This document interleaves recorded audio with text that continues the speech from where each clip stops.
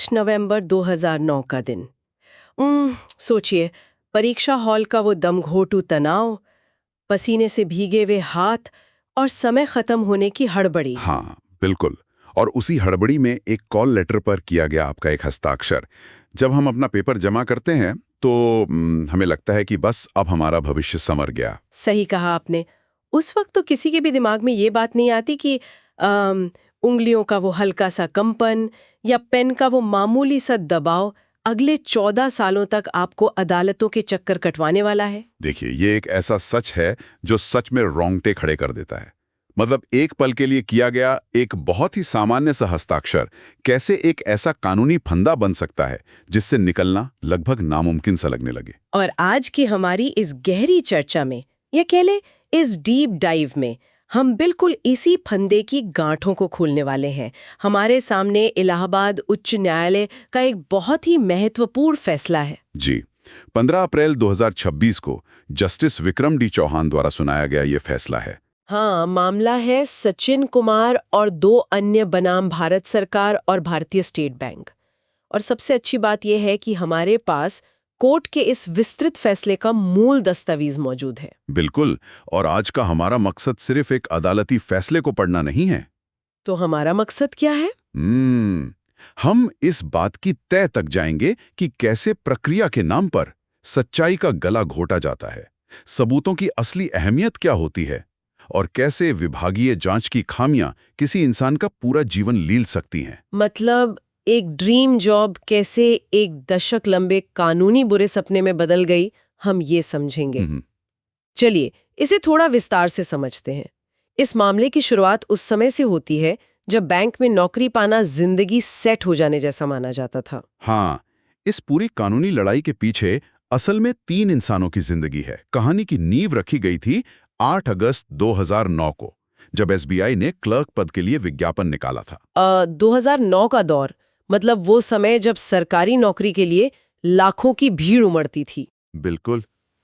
और इसी भीड़ में से निकल कर आते हैं हमारे याचिकाकर्ता सचिन कुमार और संजीव कुमार, जो सामान्य श्रेणी से थे, और विपिन कुमार, जो एससी श्रेणी से थे। इन्होंने वो लिखित परीक्षा दी जिसका जिक्र आपने भी किया था। तो परीक्षा 8 नवंबर 2009 को हुई। फिर नतीजे कब आए? नतीजे आने में थोड़ा समय लगा। 2010 में परिणाम घोषित हुए। इन तीनों ने अपनी जगह बना ली, इंटरव्यू भी पास कर लिया, और फिर दिसंबर 2010 में एसबीआई ने उन्हें बागपत जिले की अलग-अलग शाखाओं में तैनाती भी दे दी। मतलब सचिन बड़ौत शाखा में और बाकी 2 अग्रवाल मंडी और कोताना शाखाओं में काम करने लगे, हैं ना? जी बिल्कुल। तो हर सरकारी नौकरी की तरह शुरुआत में एक प्रोबेशन पीरियड भी रहा होगा, जहां उनके काम को परखा जाता है। हाँ, 6 महीने का प्रोबेशन था। और मजे की बात यह है कि उन्होंने ये प्रोबेशन बिना किसी शिकायत के पूरा भी कर लिया। बैंक उनके काम से खुश था। तो फिर मई 2011 में उनकी नौकरी पक्की भी हो गई होगी। बिल्कुल, कंफर्म्ड हो गई। सब कुछ ट्रैक पर था, वेतन आ रहा था, करियर सेट था। लेकिन मुझे यहाँ एक बात बिल्कुल गले नहीं उतर रही। मतलब ये लोग दिसंबर 2010 से बैंक में काम कर रहे थे, 2011 में नौकरी पक्की हो गई, और फिर अचानक 2012 और 2013 के बीच इन तीनों को निलंबित कर दिया जाता है। हाँ, और बैंक ने आरोप लगाया कि इन लोगों ने खुद परीक्षा नहीं दी थी। क्या बात कर रहे हैं? जी, बैंक का कहना था कि इनकी जगह किसी और ने परीक्षा हॉल में बैठकर पेपर दिया था। इसे कानूनी भाषा में प्रतिरूपण या इम्पर्सनेशन कहते हैं। ये एक बहुत ही महत्वपूर्ण सवाल खड़ा करता है। मेरा मतलब है, एक बैंक कर्मचारी दिन भर में कितने रजिस्टरों पर हस्ताक्षर करता है? सैकड़ों। तो अगर ये वो लोग थे ही नहीं जिन्होंने परीक्षा दी थी, तो क्या 3 साल तक किसी भी मैनेजर को इनके असली और नकली हस्ताक्षर में कोई फर्क ही नहीं दिखा? ये एक बहुत ही तार्किक सवाल है, और यहीं पर बड़ी संस्थाओं का रवैया समझ में आता है। देखिए, बैंक के सिस्टम ने कोई गड़बड़ी नहीं पकड़ी थी। ये लोग अपना काम बखूबी कर रहे थे। तो फिर अचानक ये मामला उठा कैसे?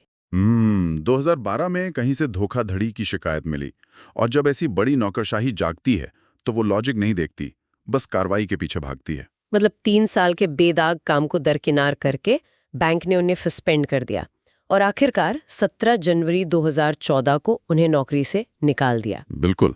तो अगर एसबीआई जैसा बड़ा बैंक अपने पक्के कर्मचारियों को इतने संगीन आरोप में निकाल रहा है, तो उनके पास कोई बहुत ही पुख्ता सबूत रहा होगा। और यही कहानी में सबसे बड़ा पेंच आता है। जिस अकाटे सबूत की हम उम्मीद कर रहे हैं ना, वो दरअसल था ही नहीं। क्या? हाँ, बैंक का पूरा मामला केवल एक इकलौते दस्तावेज पर टिका था। सिर्फ एक दस्तावेज? वो क्या था? वो थी 19 नवंबर 2012 की फोरेंसिक साइंस लेबोरेटरी यानी एफएसएल के एक हैंडराइटिंग एक्सपर्ट की रिपोर्ट। अरे बाप रे, मतलब सिर्फ एक हैंडराइटिंग रिपोर्ट? बस वही एक रिपोर्ट। उसमें कहा गया कि परीक्षा के कॉल लेटर पर जो हस्ताक्षर हैं वो उनके असली हस्ताक्षरों से मेल नहीं खाते। बस इसी एक राय के आधार पर 3 लोगों का करियर खत्म कर दिया गया। यहाँ बात बहुत ही दिलचस्प हो जाती है। ये तो वैसा ही हुआ जैसे किसी पर कार चोरी का आरोप सिर्फ इसलिए लगा दिया जाए क्योंकि रसीद पर उसकी लिखावट अजीब लग रही थी, बिल्कुल सही उपमा दिया आपने। जबकि वहां मौजूद सीसीटीवी फुटेज को किसी ने देखा ही नहीं। हैंडराइटिंग कोई विज्ञान तो है नहीं। एकदम सटीक बात कही आपने। अदालत ने भी इस फैसले में सुप्रीम कोर्ट के एक पुराने मामले मुरारी लाल बनाम मध्य प्रदेश राज्य का जिक्र किया है। अच्छा, उस मामले में क्या कहा गया था? उसमें सुप्रीम कोर्ट ने साफ कहा था कि लिखावट की पहचान करना कोई परफेक्ट साइंस नहीं है। ये सिर्फ एक विशेषज्ञ की राय होती है। बिना किसी अन्य ठोस सबूत के सिर्फ इसके आधार पर सजा देना बहुत जोखिम भरा है। हाँ, क्योंकि इंसान मशीन तो होते नहीं है। जब आप हस्ताक्षर करते हैं तो उस पल आपकी स्थिति कैसी है ये मायने रखता है। बिल्कुल। जरा आप परीक्षा हॉल के दबाव के बारे में सोचिए। हाँ, समय कम है, करियर दांव पर है, हो सकता है डेस्क खुरदुरी हो या पेन रुक रुक कर चल रहा हो, हाथों की मांसपेशियां अलग तरह से काम करेंगी ना। और उसके 3 साल बाद 2012 में जब आप एसी कैबिन में बैठकर जांच अधिकारी के सामने दस्तखत करेंगे तो वो तो अलग दिखेगा ही। उम्र, तनाव, कागज, पेन, ये सब लिखावट बदलते हैं। तो अगर बैंक को उस रिपोर्ट को साबित करना था तो उन्हें कोई और सबूत भी तो खोजना चाहिए था। मतलब कॉल लेटर पर क्या सिर्फ हस्ताक्षर ही थे? यही तो इस पूरे मामले की सबसे बड़ी विडंबना है। सबूत खोजने की जरूरत ही नहीं थी, वो तो वहीं मौजूद था। मतलब कॉल लेटर पर फोटो रही होगी? हाँ, कॉल लेटर पर याचिकाकर्ताओं की फोटो थी और सबसे बड़ी बात, उस पर उनके अंगूठे का निशान था। अंगूठे का निशान? वो तो कभी नहीं बदलता, चाहे आप कितने भी तनाव में हो। बाकायदा फोटो और हस्ताक्षर को वेरीफाई किया था। तो फिर बैंक के जांच में उस इन्विजिलेटर का क्या बयान था? हैरानी की बात यह है कि बैंक की जांच में उस इन्विजिलेटर को गवाह के तौर पर बुलाया ही नहीं गया। अरे, ये तो सरासर अन्याय है। अगर बैंक का अपना ही इन्विजिलेटर वहां मौजूद था और उसी ने सब प्रमाणित किया था, तो क्या बैंक असल में अपनी ही भर्ती प्रक्रिया पर सवाल नहीं उठा रहा है? बिल्कुल उठा रहा है।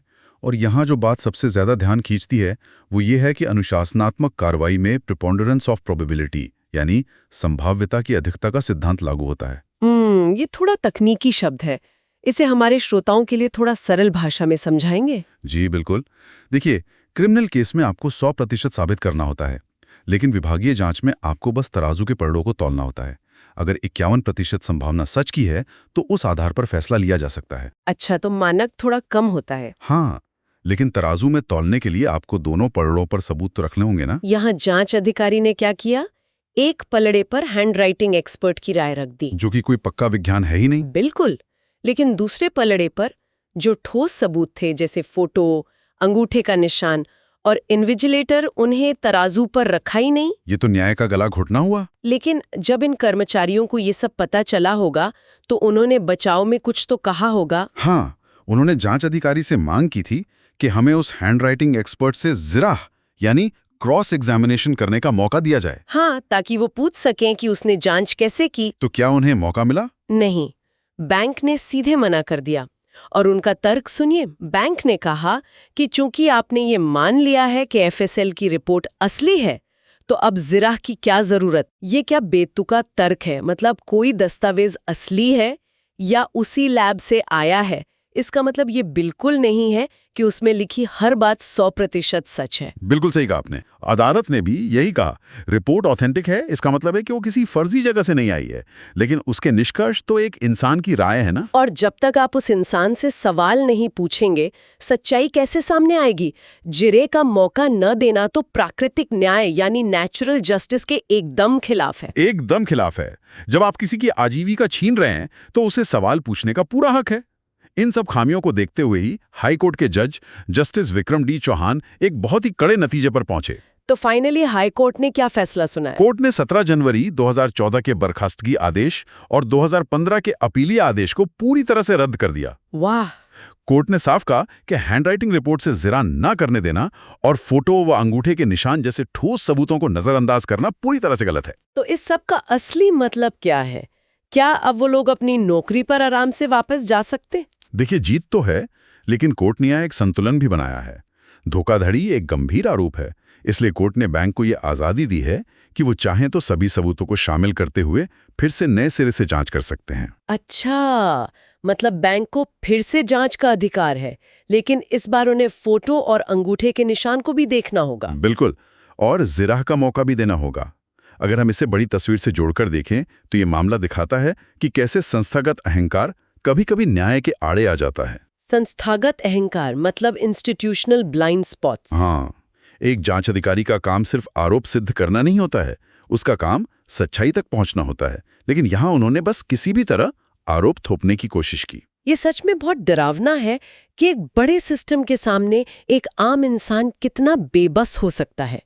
एक हस्ताक्षर की अहमियत और एक सिस्टम की जिम्मेदारी दोनों इस मामले में साफ दिखती हैं। बिल्कुल। लेकिन देखिए, जाने से पहले मुझे इस दस्तावेज के बिल्कुल आखिरी हिस्से में छिपी एक बात ने बहुत परेशान किया है। कोर्ट ने बैंक को नई जांच शुरू करने की आज़ादी तो दी है। हाँ, दी है। लेकिन कोर्ट ने ये भी कहा है कि नई जांच शुरू होने पर बैंक याचिकाकर्ताओं को फिर से निलंबित कर सकता है। हाँ, ये कानूनी रूप से सही है, लेकिन मानवीय नजरिए से बहुत कड़वा है। सोचने वाली बात है ना। 2015 से लेके 2026 तक 10 साल से ज्यादा लंबी कानूनी लड़ाई इन लोगों ने लड़ी, अपना बर्खास्तगी का आदेश रद्द करवाया और इसके बाद भी अगले ही दिन फिर से सस्पेंड होने की तलवार उनके सिर पर लटक रही है। 10 साल का संघर्ष और फिर वही शुरुआत। तो क्या ये न्याय की जीत है या एक थका देने वाले चक्कर की फिर से शुरुआत? ये एक ऐसा सवाल है जिस पर हम और आपको खुद सोचना होगा। तो आज के इस गहरी चर्चा में बस इतना ही। जी बिल्कुल। तो आप भी इस बारे में सोचिएगा जरूर। धन्यवाद।